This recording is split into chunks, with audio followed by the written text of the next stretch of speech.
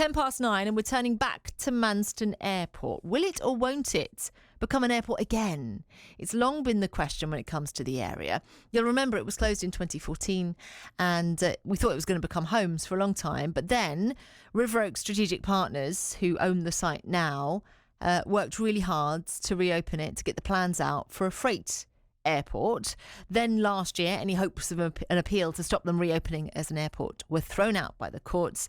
And in the latest twist and turn of developments, long-term campaigner Jenny Dawes was granted permission to apply to the Court of Appeal over the need for such a freight airport here in Kent, i.e. it's going back to the courts. Let's find out more. Our political reporter has been following this for a long time. He's been in the High Court, he's been hither and yon talking to people about it, and he's here this morning. So, Michael, first up, in layman's terms, what does it mean then, this news for the future of the airport? Effectively, Anna, it means that any hopes people had that they may see planes taking off in the next few years are now on ice. They're certainly pause. So don't expect planes taking off or freight cargo taking off from Manston anytime soon. The reason being, as you were rightly saying there, effectively there'll now be a delay whilst this appeal process to the Court of Appeal takes place. Now, that could take months for it to conclude because it's likely there'll now be a hearing at the Court of Appeal. Then there'll be time to consider what is said at the Court of Appeal before any judgment is made. We know that the judicial process can take time. It has in this instance. I was in the High Court just last year when the cases were made on both sides, for and against, about why this airport should be in Manston or shouldn't be in Manston, as the case may be for some. So, look, it does take time. It will take time, and that's why there's real concern from people like Roger Gale, the local MP, on the ground that, look, this is a delaying tactic, it's taking money away from the local area, and actually they want to see progress made. The campaigners, on the other hand, say, look, we're delighted by this and we're hopeful it can work to block the airport. Yeah, we spoke to Sir Roger Gale earlier on this show. Fair to say he was pretty much incandescent with rage, wasn't he? Now, he's staked his career on this, Anna. So Roger Gale has said, I will resign as an MP for North Thanet if this airport is blocked, squashed and doesn't happen. That is a huge claim. A person who is almost the godfather of the house, the grandfather of the house over at the House of Commons, such as his longevity in the Commons, and actually to sort of say, look, I will put my whole career on the line on this one issue. That is how angry Roger Gale is. He is absolutely frustrated. I spoke to him last night at gone 9 o'clock at night. Equally, you spoke to him this morning, and that rage hasn't died down. Roger Gale saying to you this morning, look, there is a need, and here's a clip of Roger Gale explaining just exactly what that need looks like. Freight is being flown into continental airports because we can't take it in the United Kingdom, and then trucked into the UK, either through the tunnel or across the channel. And that's a nonsense. It can and should be flown into Manston. And we've got the opportunity to develop thousands and thousands of jobs in a new eco-friendly airport and millions of pounds of the kind of investment that Thanet has never ever seen before going into this enterprise. And what's happening actually, and the bottom line on it really is the bottom line on this, is that River Oak are now having to spend money on legal fees that was earmarked for community projects. And I really do think that those who are objecting are shooting themselves and the community in the foot.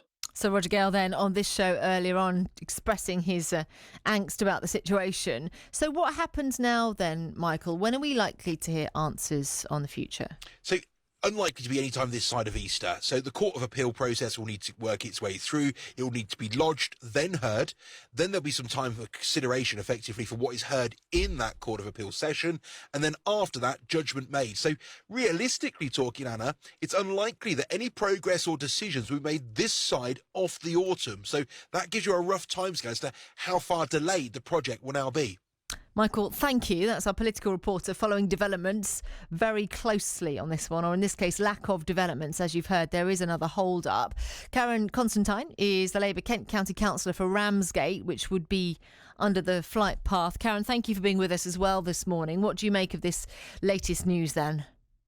Oh, thank you for having me on the show. Well, I mean, it's a very difficult situation because the fact is that the wheels of the judiciary turn at a really slow rate. So I can understand the frustrations there. But I think this dates back to the government's own report from May 2022, where the examining authority concluded that RSP had actually failed to demonstrate sufficient need for this proposed development. And they went on to say that that need is met through provision at existing airports. So that weighs against the proposal. So basically, this is the government's own report saying, is this development actually needed? And concluding, no. And then they go on and they say, why isn't it needed? Because there's existing capacity at Gatwick, Stansted and East Midlands. So any freight can go into those airports and then for onward distribution. So they conclude that Manston offers no obvious advantages to outweigh strong competition from elsewhere, and it is a competitive marketplace. Meanwhile, the residents of Ramsgate, most of the residents of Ramsgate that I've had contact with, say we don't want air freight thundering over our heads 12, 14 hours a day. So, of course, they've gone to court, and this is the outcome. Well, you talk about need, but it was interesting what we heard. We just played that bit from Sir Roger Gale, and he said at the moment things are flown to France and they're trucked across. Now, we know how difficult and snarled up it could get at Dover. Surely anything that relieves pressure would be a good thing. Well, after the Brexit fiasco, yes, it is. Dover is pretty much a disaster area, and it's only going to get worse as I'm sure you've covered. We'll see. But the truth is, there is existing capacity at other airports. So there's no. I mean, Heathrow takes 60% of all freight at the moment. It's called belly hold freight. East Midlands Airport, which is so 90% of the population within about 2 hours' drive of its location, takes 90% of all freight cargo. So clearly it's the government. It's the government that are saying, the Department for Transport, that are saying there is no need for Manston to be operated as a freight hub. And meanwhile, the community say, we agree with the government. We don't want this flying over our heads. So it's back in the courts and it's back in the lap of a judge.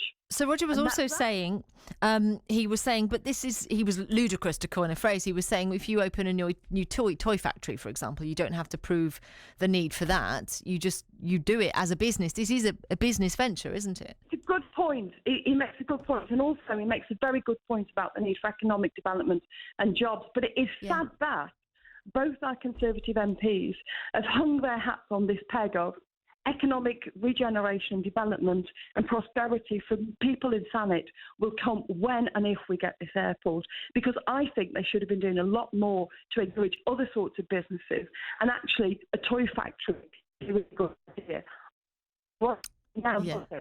We can encourage factories. I'm afraid your line's breaking up just a little bit, but I think you were saying a toy factory. No, it's not your fault, it's the reception.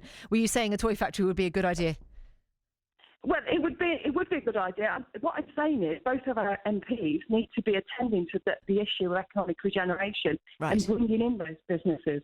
I say, and if they were here, they would say, well, we think that's what the airport's going to do. So it's kind of, people have the same aim in mind, but different views about the way, it can happen. Before you go and keep this short, I'm afraid because of the reception, what do you think in your gut will happen now? Do you think the airport will go ahead? No, I don't think they'll ever find the money, the necessary millions of investment, and I think it will flop. OK, Karen, thank you for being so clear with us this morning.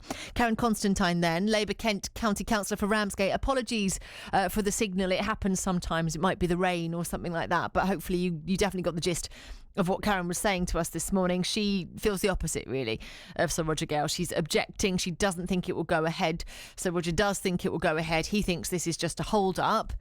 How about you? How are you feeling about it?